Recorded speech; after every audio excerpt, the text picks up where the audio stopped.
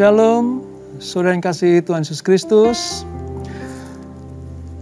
Malam hari ini kita akan melanjutkan pembelajaran kita dari kitab Bilangan pasal yang ke-16. Saudara ingat, kita kemarin belajar tentang bagaimana membawa korban persembahan yang berkenan kepada Tuhan. Dan semuanya itu menyenangkan Tuhan. Tuhan disenangkan, umatnya diberkati, dituntun, disertai, dilindungi dari malapetaka dan mara bahaya. Sampai mereka nanti akan masuk ke tanah perjanjian yang penuh dengan susu dan madu.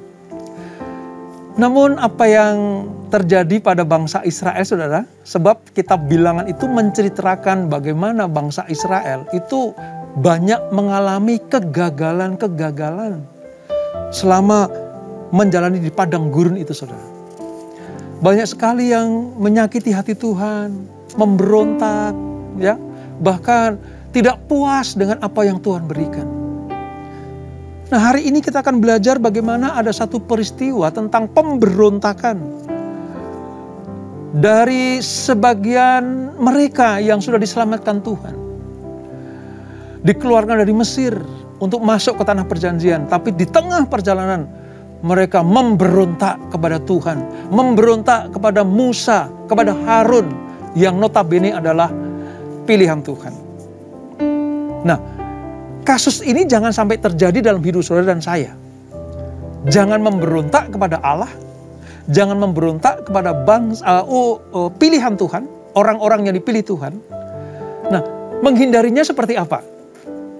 Jangan sampai terjadi pemberontakan seperti apa? Nah, sebelum kita baca dan renungkan, mari selalu kita minta tuntunan Tuhan supaya Roh Kudus menerangi hati kita sehingga mengerti apa yang Tuhan ingin kita lakukan. Kita hampiri Tuhan, saudara. Masuk dalam hadirat-Nya. Naikkan pujian syukurmu kepada Tuhan. Persembahkanlah hidupmu sebagai persembahan yang berkenan kepada Tuhan. Biarlah kita menjadi hamba Tuhan, anak-anak Tuhan yang selalu menyenangkan hati Tuhan. Kami bawa hidup kami Tuhan, hanya kepadamu, hanya kepadamu. Terima kasih Yesus buat kasih-Mu yang luar biasa.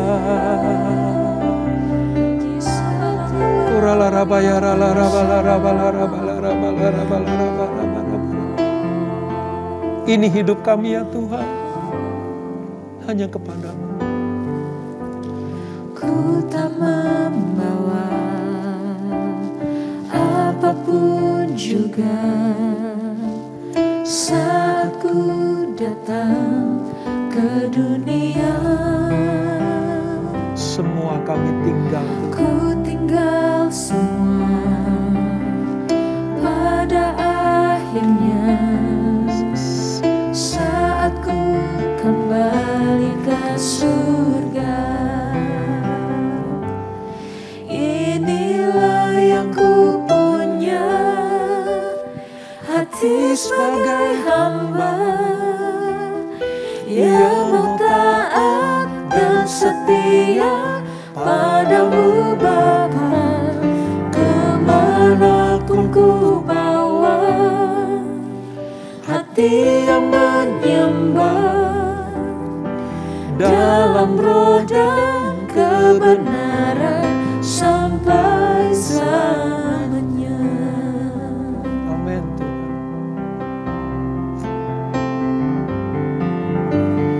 Ku tak membawa apapun juga saat ku datang ke dunia. Ku tinggal semua pada akhirnya saat ku kembali ke surga. Inilah yang ku punya,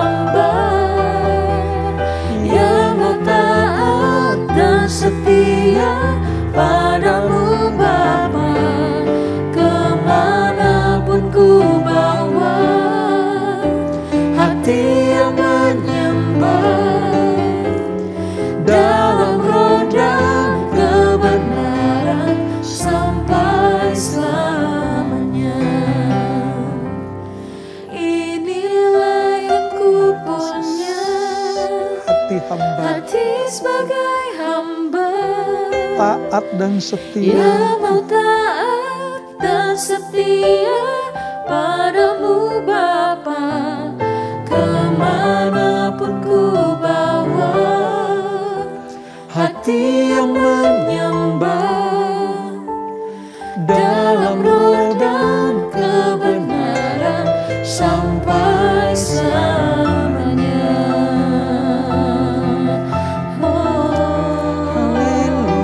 Sampai selamanya.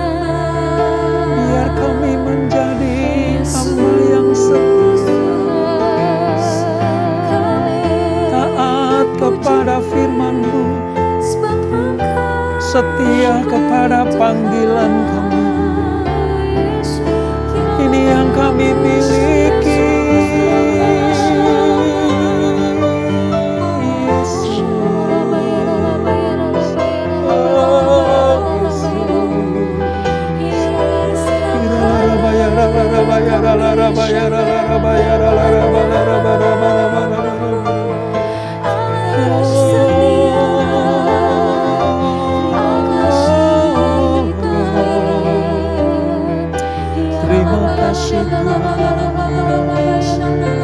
Terima kasih Tuhan.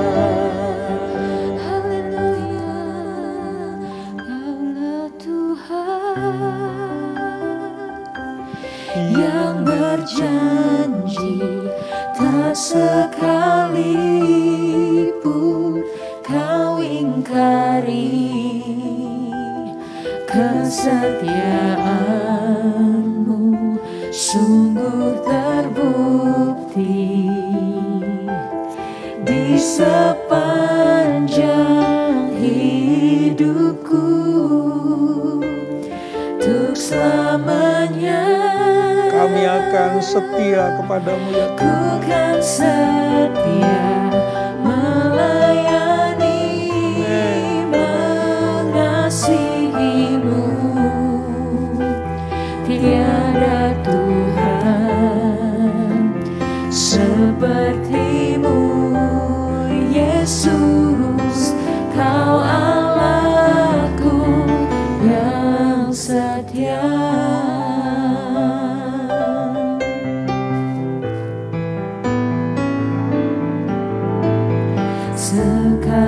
Sekalipun ku berjalan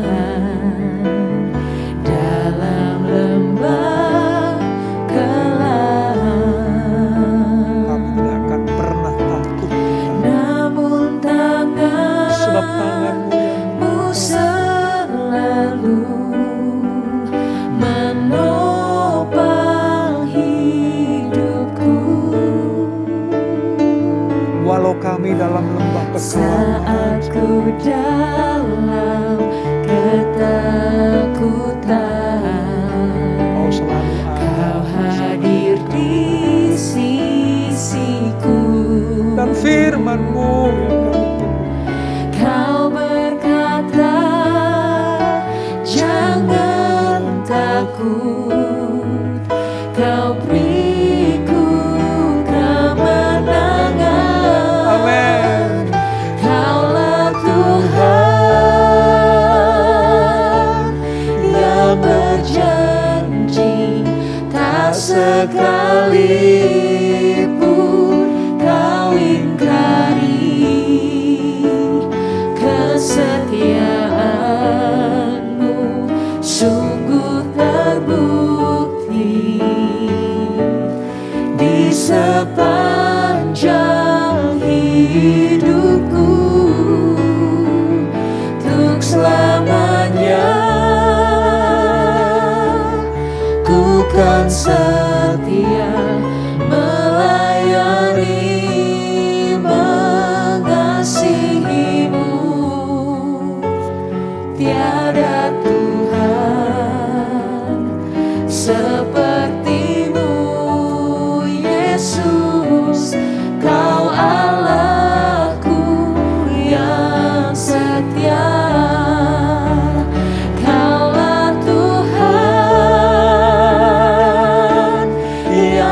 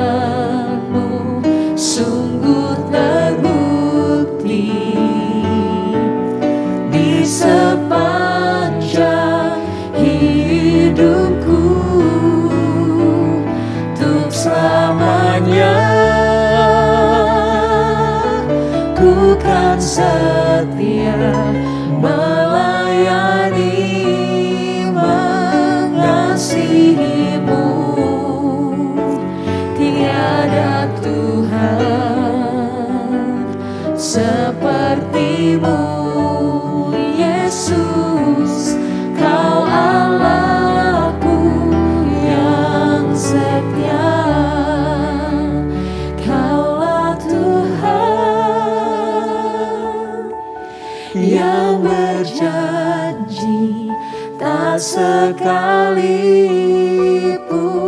kau ingkari kesetiaanmu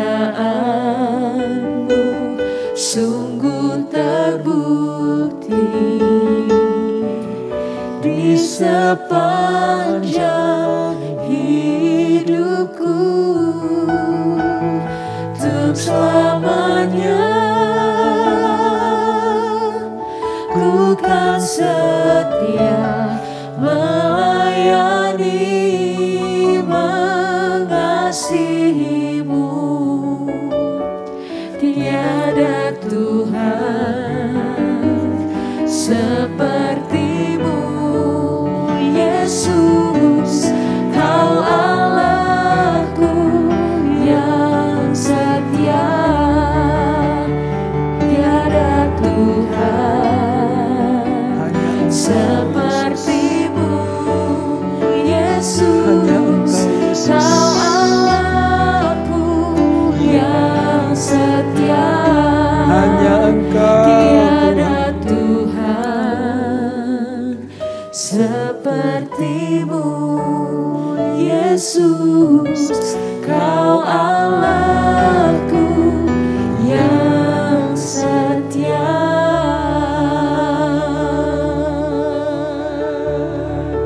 Ini pernyataan iman kami ya Tuhan, bahwa tidak ada Allah, tidak ada Tuhan seperti Engkau, yang begitu mengasihi, menyayangi, mencintai, menolong, menghibur, menguatkan, terlebih menyelamatkan kami anak-anak-Mu.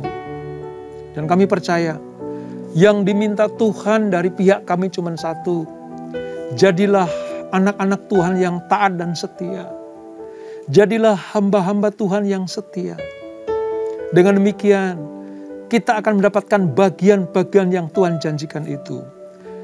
Kalau pada perjanjian lama adalah memasuki tanah perjanjian penuh dengan susu dan madu, maka di dalam perjanjian baru adalah memasuki surga yang mulia, yang penuh dengan kemuliaan untuk semua orang yang percaya, setia melakukan kehendak Tuhan. Terima kasih Bapak. Sebentar kami akan belajar firman-Mu, urapi kami, ajar kami mengerti apa yang harus kami lakukan sebagai anak-anak Tuhan, hamba-hamba Tuhan, pelayan-pelayan Tuhan, supaya kami tidak disebut sebagai pemberontak Tuhan. Urapi kami Tuhan, di dalam nama Yesus. Mari yang siap belajar firman Tuhan, sama-sama kita katakan, amin. Bilangan pasal yang ke-16. Pada perikop pemberontakan Korah, Datan, dan Abiram. Kita akan pelajari mengapa sampai ada pemberontakan dari umat Allah kepada Tuhan, saudara. Dan apa akibatnya? Kita akan baca di ayat 1 sampai dengan ayat yang ke-7 terlebih dahulu. Demikian firman Tuhan. Korah bin Yisar bin Kehat bin Lewi. Jadi Korah itu keturunan orang Lewi. Beserta Datan dan Abiram, anak-anak Eliab, dan On bin Pelet, ketiganya orang Ruben. Jadi dari pihak orang Lewi diwakili oleh Korah, lalu pihak Ruben, Bani Ruben atau suku Ruben diwakili oleh Datan dan Abiram. Mengajak orang-orang untuk memberontak melawan Musa beserta 250 orang Israel. Jadi 3 orang ini saudara mengajak 250 orang Israel untuk memberontak kepada Musa. Ya. Pemimpin-pemimpin umat itu yaitu orang-orang yang dipilih oleh rapat. Semuanya orang-orang yang kenamaan. Nggak main-main saudara. Ini orang terkemuka di antara suku-suku Israel itu. Diajak memberontak. Jumlahnya tidak sedikit. Berapa itu? 250 orang. Ya. Maka mereka berkumpul mengerumuni Musa dan Harun. Serta berkata kepada keduanya, sekarang cukuplah itu. Segenap umat itu adalah orang-orang kudus. Dan Tuhan ada di tengah-tengah mereka. Mengapakah kamu meninggikan diri di atas jemaat Tuhan? Seolah-olah alasannya benar ya. Seolah-olah asalnya baik. Dia menegur Musa, mengapa engkau meninggikan diri? Seolah-olah hanya engkau yang dipilih, gitu. Ya, kau lihat ini jemaat Allah, jemaat yang kudus. Kenapa engkau perlakukan seperti ini? Kira-kira seperti itu, saudara. Apa yang terjadi? Ayat 4. Ketika Musa mendengarkan hal itu, sujudlah ia. Wah, ini suatu karakter yang luar biasa, saudara. Musa tidak terpancing amarahnya. Musa tidak larut di dalam suasana yang kurang berkenan kepada Allah itu. Musa tidak terjebak untuk melawan pemberontakan dengan pemberontakan, melawan kekasaran dengan kekasaran. Apa yang dilakukan Musa? Sujudlah ia. Ayat 5. Dan ia berkata kepada Korah dan segenap kumpulannya, besok pagi Tuhan akan memberitahukan siapa kepunyaannya dan siapa yang kudus, dan ia akan memperbolehkan orang itu mendekat kepadanya. Orang yang akan dipilihnya akan diperbolehkannya mendekat kepadanya. Perbuatlah begini, ambillah perbaraan-perbaraan, hai Korah, dan kamu segenap kumpulannya. Bubuhkan api ke dalamnya dan taruhlah ukupan di atasnya di hadapan Tuhan pada esok hari. Dan orang yang akan dipilih Tuhan, dialah yang kudus. Cukuplah itu, hai orang-orang Lewi.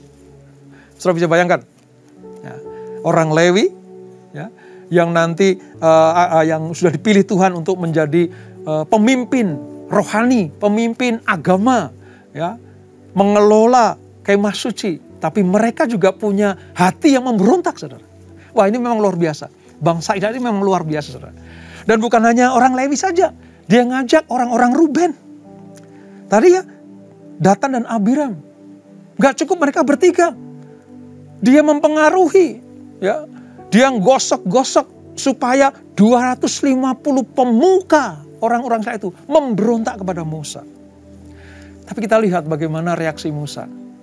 Dia cuma sujud kepada Tuhan dan mengajak pemberontak itu untuk membuktikan siapa yang dipilih Tuhan. Siapa yang ditentukan Tuhan untuk jadi pemimpin bagi bangsa Israel. Nah, ini pemberontakan yang tidak main-main, saudara. Dan ini sangat mengesalkan hati Tuhan sebenarnya. Kenapa? Karena mereka tidak sadar-sadar bahwa Musa lah yang memimpin. Musa lah yang mendapatkan hak istimewa dari Tuhan untuk membawa mereka keluar dari Mesir, masuk tanah perjanjian. Harun yang ditetapkan Tuhan menjadi imam besar. Saudara bisa bayangkan, dari suku Lewi pula. Ternyata dalam diri suku Lewi ada ketidakpuasan, ada beberapa yang tidak puas tentang kepemimpinan Musa dan Harun. Dan bukankah itu sering terjadi, saudara? Di masa-masa kita hidup ini. Bagaimana banyak orang, ya, khususnya dalam kehidupan rohani kita. Mereka tidak percaya bahwa Tuhan memilih seorang gembala. Diberikan hak otoritas dari Tuhan untuk menggembalakan domba-domba. Nah, ketika mereka digembalakan ada ketidakpuasan, ada ketidaknyamanan. Mereka berontak. Mereka tidak puas. Mereka tidak senang dengan pilihan Tuhan dan ketetapan Tuhan. Apa yang terjadi? Seperti yang dialami para pemberontak ini, nanti di akhir kehidupan mereka, hal yang luar biasa menakutkan, mengerikan terjadi. Oleh sebab itu, jangan pernah memberontak kepada Tuhan dan kepada orang pilihan Tuhan. Mari kita lihat, saudara. Ya. Alasan pemberontakan Korah dan ke-250 pemimpin umat itu, sebagian orang Lewi, kedengarannya seperti rohani. Sebab mereka muncul membawa apa? Perbaraan untuk menunjukkan bahwa mereka juga kudus. Mereka juga melaksanakan tugas seperti apa yang Tuhan perintahkan. Alasannya kudus. Alasannya benar menurut mereka. Dan berikutnya mereka menilai bahwa Musa telah meninggikan diri di atas jemaat Tuhan. Ayat 3 tadi. Bagaimana bisa Musa meninggikan diri di atas jemaat Tuhan? Wong semua firman datang kepada Musa untuk disampaikan kepada bangsa Israel. Ya jelaslah, Musa dipercaya Tuhan. Sebenarnya alasan pemberontakan itu karena mereka iri kepada Musa dan Harun. Mereka jealous, saudara. Ya, cemburu kepada apa? Kedudukan Musa pada waktu itu. Dikit-dikit Musa, dikit-dikit Musa. Di kemah suci harus Harun, harus anak-anaknya. Memang hanya Musa dan Harun yang bisa melakukan hal itu. Nah ini ciri pemberontak. Ciri orang yang iri, jealous, itu seperti itu. Memang cuma dia yang bisa. Aku juga bisa. Parahnya lagi, dia ngomong sama orang lain. Tahu nggak? Bukan hanya Musa yang kita bisa tuh. Itu. Dosanya Korah, Datan, dan Abiram itu seperti itu. Bukan hanya diri mereka yang jealous. Bukannya diri mereka yang iri. Tetapi mereka ngajak orang lain. Ngajak jemaat. Ya, nggak sedikit, saudara. 250 orang. Ya. Untuk apa? Memberontak kepada Tuhan. Memberontak kepada Musa. Dan saudara tahu, Allah tidak suka. Allah tidak senang. Ini yang membuat Musa sampai harus sujud kepada Tuhan. Minta arahan Tuhan. Menghadapi orang seperti ini kayak apa? Dan luar biasa. Walaupun tidak disebutkan di ayat ini, saudara. Tapi Musa memberikan sebuah tawaran kepada pemberontak itu. Yuk, besok kita bawa perbaraan masing-masing. Siapa yang berkenan kepada Tuhan, siapa yang dipilih Tuhan, itulah yang Tuhan akan nyatakan. Itulah yang Tuhan akan perlihatkan. Bukan hanya kepada kalian, bukan hanya kepadaku, tapi kepada seluruh orang Israel. Tuhan akan memperlihatkan keputusannya, perkenanannya, siapa yang akan dipilih Tuhan. Ketidakpuasan dan ingin menduduki jabatan imam seperti inilah yang menjadi bagian carut marutnya kehidupan bangsa Israel di padang gurun. Ternyata, saudara, bukan hanya masalah pangan, sandang, dan tempat tujuan yang tidak segera mereka masuki. Namun rasa iri, dengki, jealous itu, saudara, itu terjadi di tengah bangsa-bangsa Israel. Dan saya tidak habis pikir, dikomandoi oleh suku Lewi, saudara. Suku yang harusnya memberi teladan buat suku-suku yang lain. Bahwa suku ini dikhususkan Tuhan untuk jadi pelayan Tuhan di kemah suci. Harun pun bagian dari mereka. Harusnya kan mendukung. Harusnya kan apa? Memberikan semangat. Menyadarkan kalau ada orang-orang yang tidak puas dengan Tuhan dan Musa. Sudahlah, kita umat pilihan. Kalau ada yang dipilih Tuhan, ayo kita dukung. Makanya saya katakan, kalau saudara tidak jadi pemimpin, jadilah pendukung yang baik. Kalau saya tidak jadi pemimpin, saya akan menjadi pendukung yang baik. Kenapa? Karena yang memimpin dan yang dipimpin, dua-duanya akan mendapatkan perkenanan Tuhan. Kalau ada orang yang dipercaya Tuhan lebih daripada kita, dukung. Bantu, tolong dia. Supaya apa?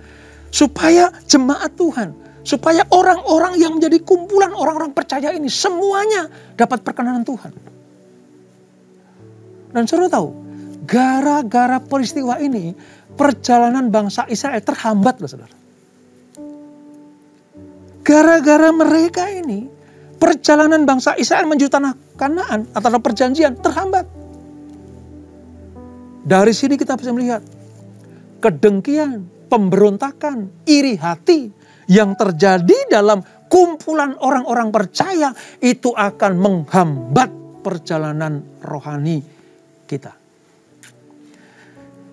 Mari, kalau ada ketidakpuasan, ketidaksukaan, saudara mungkin merasa kecewa, ya, datang saja kepada Tuhan.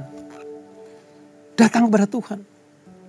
Dan saya berdoa jangan sampai terjadi hal seperti itu, saudara. Supaya apa? Saudara, kita tidak dicap sebagai pemberontak Tuhan. Dan supaya kita tidak dicap sebagai penghambat laju pertumbuhan perjalanan iman anak-anak Tuhan. Nah, ini yang terjadi, saudara. Apa yang Tuhan lakukan kepada mereka, saudara? Ya. Datan dan Abiram itu orang-orang suku Ruben tadi, ya, kecewa. Kenapa? Karena kepimpinan Musa. Bahkan kedua orang ini menolak datang ke kemah suci, saudara. Untuk apa? Menjumpai Musa. Ya. Mereka memberikan kecaman yang sangat pahit. Memberikan protes yang sangat sengit. Sebab mereka menilai bahwa apa? Musa menipu. Di benak Datan dan Abiram, Musa dan Harun itu menipu. Sebab apa? Keluar dari Mesir, namun lebih parah ada di padang gurun. Dan yang lebih parah lagi, saudara, saya akan tunjukkan satu kalimat Datan Abiram ini yang betul-betul menyakiti hati Tuhan. Kalimat ini betul-betul mengoyak hati Tuhan. Sampai-sampai apa? Tuhan murka dengan luar biasa. Mari kita lihat. Di ayat ke-13 dan 14, saudara.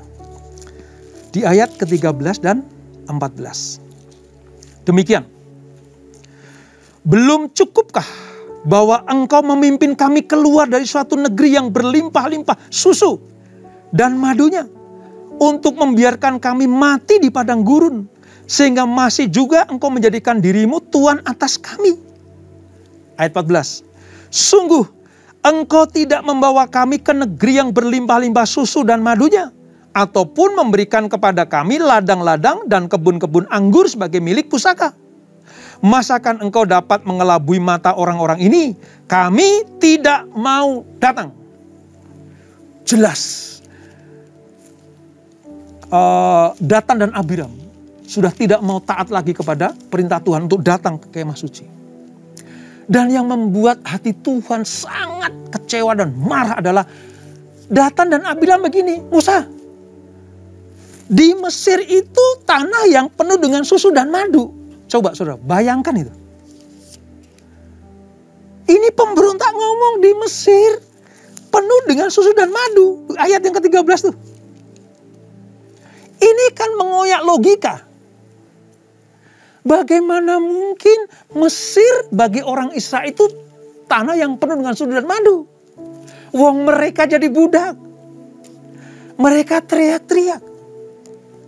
Mereka minta dikeluarkan dari perbudakan ini. 400 tahun mereka sudah menderita. 400 tahun hakikat anak-anak perjanjian Allah itu dirobek-robek oleh Fir'aun. Mereka dibuat sangat rendah sekali. Dari anak Allah dibuat jadi budak Fir'aun. Lah kok Datan dan Abiram bilang penuh dengan susu dan madu. Ini sudah merobek logika.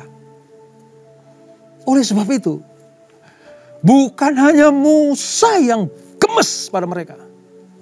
Bukan hanya Harun, ya, yang kecewa kepada pemberontak-pemberontak ini. Tapi Tuhan sendiri. Tuhan sendiri, saudara. Melihat tingkah laku para pemberontak yang dipelopori oleh Korah, Datan, dan Abiram ini. Allah tidak berdiam diri. Apa yang terjadi, saudara? Singkat cerita, kalau kita baca semuanya. Allah membelah tanah itu. Allah membelah tanah itu. Semua pemberontak ditelan hidup-hidup oleh tanah yang menganga itu. Terhadap pemberontakan, Allah tidak main-main. Terhadap sungut-sungut bangsa pilihan, Allah tidak pernah main-main. Nah, kita belajar ini jangan sampai terjadi dalam hidup saudara dan saya. Alasan pemberontak itu tidak masuk akal. Ngawur. Ya, seperti katakan tadi, Datan dan Abiram. Wah, kita udah enak-enak di Mesir, ngapain kau keluarkan kami? Sekarang kami susah, kami menderita di padang gurun. Mana tanah yang penuh dengan susu dan madu? Mereka tidak ingat bahwa tanah Kanaan yang akan dituju dikatakan Tuhan sendiri tanah penuh dengan susu dan madu. Itu tanah perjanjian, bukan di Mesir. Tapi Datan dan Abiram membalik logika, mempengaruhi banyak orang Israel. Sampai 250 pemuka-pemuka jemaat terseret kepada makar yang luar biasa ini. Dan Allah murka. Terhadap hal ini Allah murka. Dan kita percaya juga Allah juga akan murka kepada orang-orang yang memberontak kepada Tuhan. Oleh sebab itu mari, apa yang Tuhan sudah janjikan kepada kita, apa yang sudah kita alami sepanjang hari ini, sepanjang hidup kita, mari kita mengucap syukur sama Tuhan. Kalau toh hidup kita hari-hari ini seperti padang gurun yang dialami oleh bangsa Israel, jangan sampai memberontak, saudara. Jangan sampai bersungut-sungut. Supaya apa? Supaya Allah tidak murka kepada kita. Jangan sampai murka Allah, geramnya Allah, ya, kemarahan Allah itu menimpa hidup saudara dan saya. Caranya gimana? Tetap percaya kepada Tuhan. Ikuti arahan-arahan Tuhan lewat para pemimpin kita. Entah itu kalau di gereja ya gembala kita. Kalau di perusahaan ya itu bos kita, atasan kita. Itu yang dipilih Tuhan. Kalau di bangsa dan negara ya presiden kita. Tuhan memilih mereka untuk membawa kita kepada kehidupan yang berkenan kepada Tuhan. Dari pelajaran ini kita melihat bagaimana orang yang tidak sepaham dengan Tuhan, yang tidak sepakat dengan rencana Tuhan, yang tidak setuju dengan rancangan Tuhan, akan dihancurkan, akan dibinasakan, akan dihukum Tuhan dan tidak main-main hukumannya. Ditelan bumi, saudara. Itu tanda apa? Tanda murka Allah sudah pada puncaknya. Murka Allah sudah pada puncaknya untuk mereda pemberontakan ini. Para pemberontak, Korah, Datan, dan Abiram bersama dengan para pengikutnya harus selesai di situ. Sebab bangsa pilihan akan berangsur maju. Para pemberontak tidak akan pernah masuk ke tempat yang dijanjikan Tuhan. Para pemberontak akan selesai di situ. Dan Allah akan menuntun umatnya masuk ke tanah perjanjian. Pilihan ada di kita. Mau selesai di situ? Yang ditelan mentah-mentah oleh tanah itu? Atau kita masuk golongan orang yang masuk dalam kerajaan surga yang mulia? Saya akan pilih untuk terus maju. Masuk ke tanah perjanjian yang penuh dengan susu dan madu. Kalau ada bujuk rayu para pemberontak, saudara, jangan ikuti. Kalau ada bujuk rayu dari orang-orang yang tidak puas dengan Tuhan, jangan ikuti. Tetap setia pada panggilan kita. Toh misalnya tinggal saudara sendiri, yang lain memberontak, jangan ikuti. Tuhan akan menyelamatkan yang satu itu. Walaupun yang memberontak beribu-ribu, berjuta-juta, Tuhan akan menyelamatkan yang satu itu. Yang taat, setia kepada janji-janji Allah. Kita tundukkan kepala. Bapa di surga, terima kasih untuk pelajaran pada malam hari ini. Bagaimana kami melihat kengerian yang terjadi. Suasana yang sungguh sangat menyedihkan hati Tuhan. Bagaimana mungkin seorang Lewi memimpin pemberontakan kepada Musa dan Harun. Korah orang Lewi, Datan dan Abiram orang Ruben itu memprovokasi sekitar 250 tua-tua Israel memberontak kepada Musa dan Harun. Dan itu artinya juga memberontak kepada Tuhan. Dan kami lihat bagaimana hasilnya. Si pemberontak tidak akan pernah mendapatkan janji Tuhan. Namun kepada yang taat dan setia akan masuk ke tanah perjanjian. Itu intinya. Oleh sebab itu, biarlah kami tidak tergolong orang-orang yang memberontak kepada Tuhan. Kami tidak tergolong orang-orang menjadi bagian para pemberontak itu. Kalau kami bukan Korah, Datan, dan Abiram, Kalau kami seperti tua-tua Israel, kami tidak akan terhasut oleh mereka. Sebab akhirnya kami melihat bagaimana murka Allah. Hukuman datang bukan dari Musa dan Harun, tapi hukuman datang dari Allah. Oleh sebab itu Bapa, Roh Kudus tolong kami. Ajar kami selalu mengucap syukur kepada Engkau. Ajar kami taat setia kepada Engkau lewat para pemimpin kami. Terima kasih Bapak untuk pembelajaran yang luar biasa malam hari ini. Kami mau masuk ke tanah perjanjian, masuk ke surga yang mulia. Kami mau nama kami tidak terhapus dari kitab kehidupan. Kami mau masuk dalam pesta anak domba Allah itu. Oleh sebab itu, pimpin kami, ingatkan kami supaya kami tidak menjadi pemberontak-pemberontak Tuhan. Ampuni kami Tuhan kalau kami suka iri kepada orang yang dipakai Tuhan. Ampuni kami. Ampuni kami kalau suka cemburu kepada orang-orang yang sedang dipakai Tuhan. Ampuni Tuhan. Harusnya kami mendoakan dia. Mendukung, menyokong pemimpin kami. Supaya baik mereka atau kami semuanya masuk ke tanah perjanjian itu. Terima kasih Roh Kudus. Terima kasih untuk peringatan yang luar biasa ini. Sehingga kami tidak dibinasakan Tuhan. Seperti Korah, Datan, dan Abiram ditelan mentah-mentah oleh bumi. Berkati anak-anakmu. Berkati semua yang join di Bible Study ini. Semuanya diberkati Tuhan. Hidup kami, keperluan kami, rumah tangga kami, pekerjaan kami, kesehatan kami. Semuanya diberkati Tuhan. Terima kasih Bapak. Berkati gerejamu. Berkati para pemimpin kami. Gembala kami.